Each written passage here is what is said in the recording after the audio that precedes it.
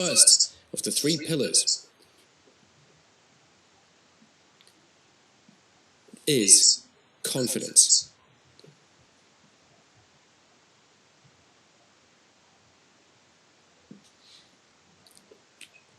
Specifically, this is the confidence to make decisions in your writing about what you actually want to present. So, one of the reasons why writing is difficult is that there are infinite possible ways to put words on the page. So every word, every sentence, every paragraph, every reference is a choice that you make as a writer out of those infinite possibilities. And everything that you leave out is a choice too. So you can't cover everything. And so you have to make clear decisions about both what you want to say and what you want to leave out. And if you avoid making these fundamental decisions, it's impossible to write with confidence. If you don't know what you want to present, then you can't select your sources, you can't finish sections, you can't build an effective argument. And you'll ultimately be overwhelmed by the possibilities because you have no constraints, because you've made no decisions. A lot of people mistake this for perfectionism, but really it's just indecision. So it takes some confidence to make these kinds of choices, but fortunately, confidence is something that you can practice. So if you make even just one decision, you'll find it easier to make following decisions because you know what you're trying to achieve, and so you reduce the number of possibilities. Now, a lot of people worry about making the decision to leave things out, effectively covering less, and how that might make their thesis weaker. But actually, the opposite is true. So if you add more just for the sake of adding more, hoping that by including enough you'll cover what the examiner wants to see, it'll be a confusing mess and your actual message will become diluted. But if you're clear about what you want to say, you can make a strong, focused case, sticking to the point and only including the best and most relevant material. And if you have that confidence in what you want to say, the examiner is much more likely to have confidence in you.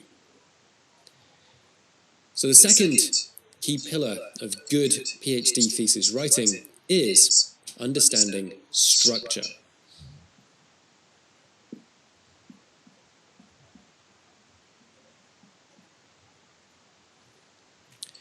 So another common difficulty in writing is knowing how to take the tangled mess of ideas and knowledge in your head and ordering them in a way that someone else can follow.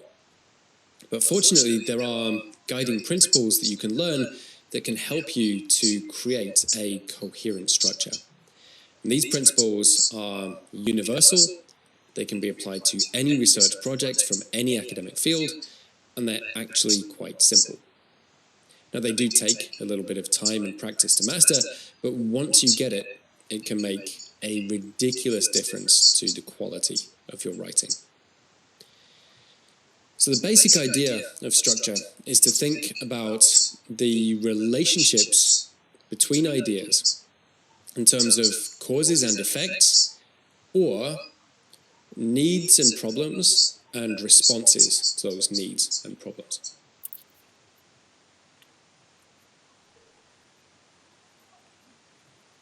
For example, when you're writing about your research methods, instead of just describing all of the things that you've done, you can think about them as responses to the problems that you need to solve in order to conduct your research.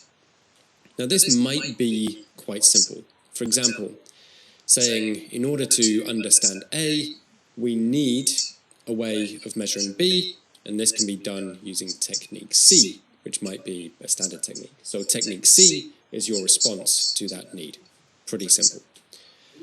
But in many research projects, you have to adapt your methods, not only to the specific needs of your project, but also to specific constraints. In other words, your methods are a response to those needs and those constraints. For example, in order to understand A, we need a way of measuring B. Typically, this would be done using technique C. However, this method is usually applied under some set of specific conditions, but because this research will take place under other conditions. Now, without even finishing that sentence, you have some idea of what's coming next. It's obvious from the way it's been set up that the project needs some kind of modification of the standard technique, or it needs some kind of alternative technique. So good writing, the kind of writing that just carries you along, does this. It sets up an expectation in the reader without them even realizing it. So the conclusion feels natural. It doesn't feel like an effort to read, even if there's a lot of information and technical detail. And this general idea of setting up causes and effects, or problems and responses, can be applied to any section of your thesis, whether that's introductions, literature reviews, everything. When you understand how to do this, then you'll be able to write a very good first draft, which is then much easier to edit. The third pillar is problem solving.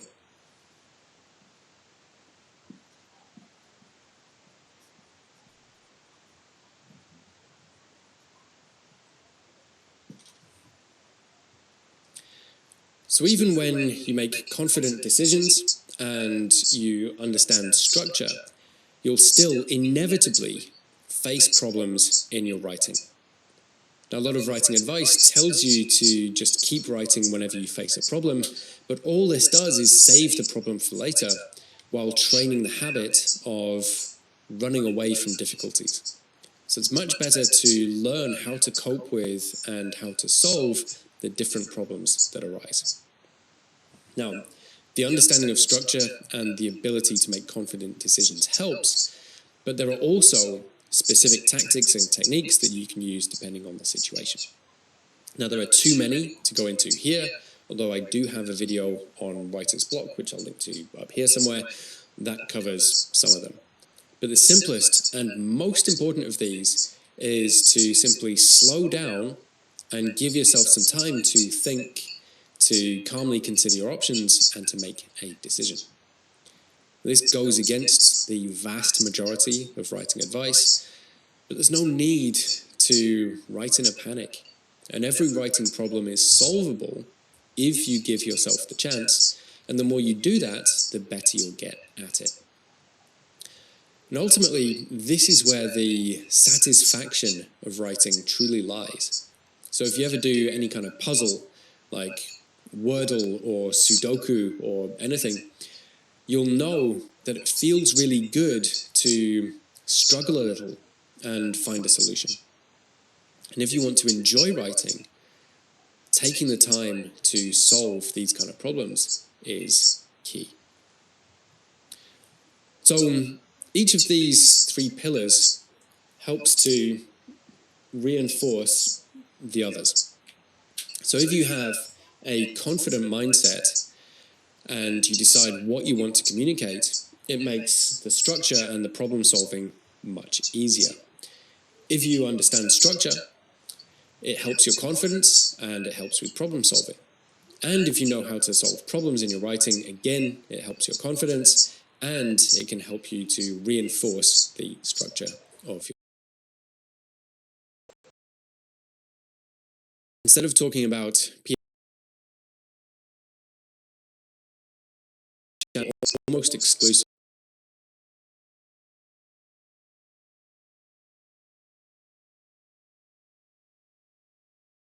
masterclass where I'll be giving personalized guidance and feedback.